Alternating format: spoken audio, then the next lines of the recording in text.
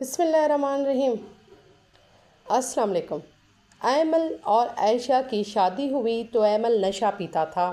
وہ نشائی ہو گیا اور ایمل اپنی بیوی پر ظلم ڈھاتا تھا۔ عائشہ اس سے تنگ آ چکی تھی اور اس کے ظلم سے بہت زخمی بھی ہو چکی تھی۔ ایک دن ایمل نے عائشہ پر زور سے حملہ کیا اور عائشہ بے ہوش ہو گئی اور عائشہ کو ہاسپٹل بھرتی کر دیا گیا۔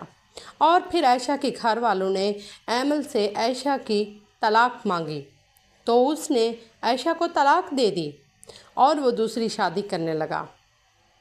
اس کا ایک دوست حاشر بھی تھا۔ حاشر اور ایمل کی بہت دوستی تھی۔ وہ ایک دوسرے کے سچے دوست تھے۔ وہ دوسری شادی کرنے لگا تو حاشر کو یہ سب پسند نہ آیا، کیونکہ وہ جانتا تھا جب وہ دوسری شادی کر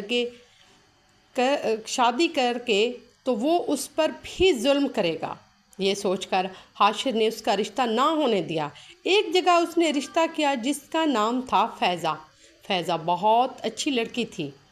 وہ گھر کے کام کاج میں بھی گھر والوں کا ہاتھ بٹاتی تھی۔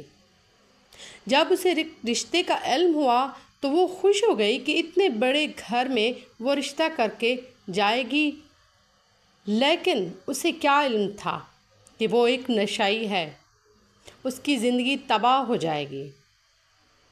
جب حاشر کو اس بات کا علم ہوا کہ اس کا رشتہ فیضہ کے گھر ہے تو وہ بہت پریشان ہوا۔ اس نے سوچا کسی بھی طریقے سے اس رشتے کو ختم کرنا ہوگا، کیونکہ اگر یہ رشتہ ہو گیا تو فیضہ کی زندگی تباہ ہو جائے گی۔ اس نے بہت کوشش کی اور فیضہ کو بھی بتایا یہ رشتہ نہ کرنا، کیونکہ ایمل نشائی ہے، وہ نشہ پیتا ہے، اس لیے وہ تمہیں بھی مارے گا۔ اس نے اپنی پہلی بیوی کو بھی مارا، جس کی وجہ سے وہ اس کو چھوڑ کر گئی، اور وہ تمہیں بھی مارے گا۔ لیکن فیضہ نے اس کی ایک نہ سنی اور وہ بہت خوش تھی کہ وہ ایک عالی شان گھر میں جا رہی ہے۔ حاشر نے بہت کوشش کی کہ فیضہ ایک اچھی لڑکی تھی اور اس کا دل بھی صاف تھا۔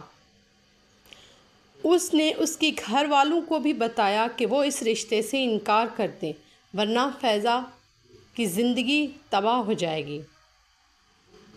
لیکن انہوں نے بھی اس کی نہ سنی اور آخر کار وہ دن آ گیا جب اس کا نکاح تھا۔ اس نے بہت کوشش کی تھی کہ یہ رشتہ ٹوٹ جائے۔ یہ دیکھ کر خواجہ نے سب کچھ ایمل کو بتا دیا، جس کی وجہ سے ایمل بہت غصہ ہوا اور اس نے حاشر سے کہا، میں نے تمہیں کتنی بار سمجھایا کہ میرے کام میں دخل اندازی مت کرنا، اگر پھر تم نے یہ دخل اندازی کی تو میں تمہیں مار دوں گا۔ یہ سن کر حاشر بھی نہیں گھبرایا، وہ اور خوشی کہنے لگا تھا کہ یہ رشتہ ختم ہو جائے۔